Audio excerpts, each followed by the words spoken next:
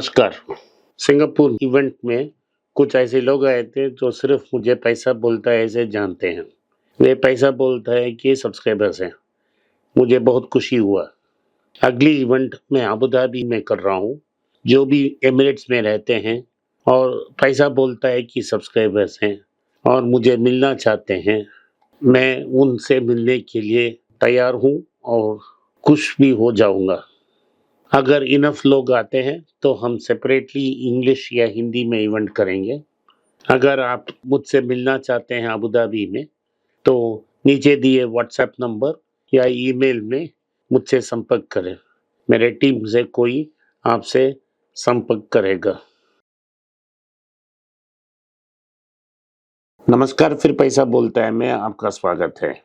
आज जब मार्केट देखा मैंने 70 पॉइंट ऊपर थी, लेकिन सुबह सुबह जब 8:45 मार्केट शुरू हुई तो लगभग 100 पॉइंट ऊपर थी। 30 पॉइंट मार्केट ने गिव अप कर दी, लेकिन नीचे ऊपर जाएगी ये फर्म नहीं है। मार्केट एक नैरो रेंज में मूव हो रही है। बैंक निफ्टी 140 पॉइंट है और सोने के दाम में 10 रुपये की गिरावट है। 6707 तक के आसपास है सोना, लेकिन सोने जो खरीदना चाहते हैं उनके लिए बहुत अच्छा खबर है। कल अमेरिका में कोर इन्फ्लेशन बढ़ गया। इससे क्या होता है कि अभी इमीडिएटली जंबो कट नहीं आएगा। जो अगली हफ्ते मीटिंग होगी उस मीटिंग में सिर्फ 0.25 की कट है। सारे ट्रेडर्स जो 0.5 की रेट कट की एक्सपेक्टेशन के लिए ट्रेड कर रहे थे, उन्होंने अपने एक्सपेक्टेशंस को पैर डाउन कर दिया। अभी एक्सपेक्टेशन सिर्फ 0.25% की कट है। मार्केट में रैली हुई है, वो सिर्फ एक डेड कैट बाउंस है अमेरिका में। तो भारत में एक नैरो रेंज में मार्केट ट्रेड हो रही है। जो मार्केट से एफआईआई पैसा बाहर निकल के ले रहे हैं और domestic institutional investors basically mutual funds खरीदी कर रहे हैं। तो एक नैरो रेंज में मार्केट नीचे ऊपर जा रही है। बहुत लिक्विडिटी है और लिक्विडिटी के कारण ये मार्केट की अर्निंग्स मल्टीपल्स बहुत ज़्यादा चल रही हैं। आज टाटा स्टील से शुरू करते हैं। टाटा स्टील के लिए बहुत बड़ा खुशखबरी, टाटा स्टील शेयर होल्डर्स के लिए भी खुशखबरी। जब कंजर्वेटिव पार्टी हार गया इलेक्शन और लेबर अंदर आया तो ये 500 मिलियन पाउंड डील जिन्होंने टाटा ने कंजर्वेटिव पार्टी से साइन किया था वो डेंजर में हो गया। तो फिर नेगोशिएशन शुरू हुई और टाटा स्टील ने फिर से $500 मिलियन का लोन साइन कर दी है। इससे क्या होगा कि जो पोर्ट टैल्बर्ट में उनका फैसिलिटीज है वो ग्रीन स्टील बन जाएगी। तो ब्रिटिश गवर्नमेंट ने ऐलान किया है ये यूके की स्टील इंडिपेंडेंस की को बरकरार रखेगी और इससे 5000 जॉब सेव होगी। इससे पोर्ट टैल्बर्ट में जो कार्बन इमिशंस है उसमें 90% की कटौती हो सकती है। इसके कारण आज टाटा स्टील में 3% की रैली हुई है। अगले 3 साल में एक इलेक्ट्रिक फर्नेस इंस्टॉल हो जाएगा और उधर सिर्फ ग्रीन स्टील बनाया जाएगा।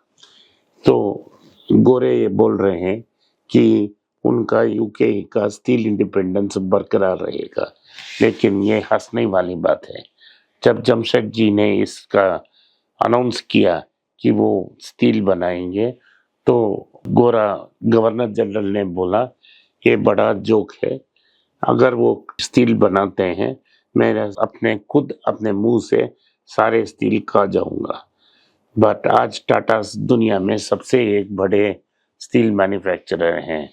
अगर ये गवर्नर जनरल अभी भी जिंदा रहता और स्टील खाता, बाय नाउ मर जाता। और उसी जो कंपनी को उन्होंने शुरू नहीं करने दिया, वही कंपनी आज ब्रिटिश स्टील इंडस्ट्री को बचा रही है। तो ये रहा टाटा स्टील का न्यूज़। बजाज होम फाइनेंस को मैंने आपको बोला था ये लॉटरी जैसा है और लॉटरी में मिल गया तो आपको पैसा दुगना हो जाएगा। उनको चाहिए 6,650 करोड़। उनकी एप्लीकेशन अभी तक मिले हैं 3,25,000 करोड़। इस 3,25,000 करोड़ में सिर्फ 6,650 करोड़ वो लेंगे। इमीडिएटली मार्केट में डबल हो जाएगा। इंस्टीट्यूशनल इन्वेस्टर्स ने इसको 200 टाइम्स सब्सक्राइब किया है। इंडिविजुअल इन्वेस्टर्स ने 60 टाइम्स सब्सक्राइब किया है और ये पागलपन हो रही है। लेकिन अगर अभी भी आप अप्लाई कर सकते हो, लॉटरी से डिसाइड होगा किसको मिलना चाहिए किसको नहीं मिलेगा। तो जब लॉटरी खुलेगा प्राइस डबल हो जाएगा, जिन जिन को उनका अलॉटमेंट मिला वो सब बहुत पैसा बनाएंगे। उसी समय श्रीराम ग्रुप ने एक न्यूज़ है, उनकी 2 ऐसे कंपनियां हैं जो लाइफ इंश्योरेंस और जनरल इंश्योरेंस बेचती हैं। इन लाइफ इंश्योरेंस कंपनी और जनरल इंश्योरेंस कंपनी का लिस्टिंग अगला साल होगा, श्रीराम ने अनाउंस किया है। ये सब साउथ अफ्रीकन कंपनी सनवान से जॉइंट वेंचर है। तो ये आईपीओ से कुछ वैल्यू अनलॉकिंग हो सकती है। अगला न्यूज़ है एक्सिस बैंक का। एक्सिस बैंक ने अपनी कंपनी में एक डिपॉजिटर्स पकड़ने के लिए कॉन्ट्रैक्ट एम्प्लॉइज को एक स्कीम दिया था। वो इंसेंटिव था बेसिकली लोगों को जाके डिपॉजिट्स पकड़ने के लिए। तो जैसा लाइफ इंश्योरेंस होता है हो भी सकता है कुछ लोगों ने पैसा वापस डिपॉजिटर को दिया ताकि वो डिपॉजिट अंदर आ जाए। अभी आरबीआई ने अपना रूल बुक उस पर मारा है और उनको बोला है कि ऐसा नहीं हो सकता।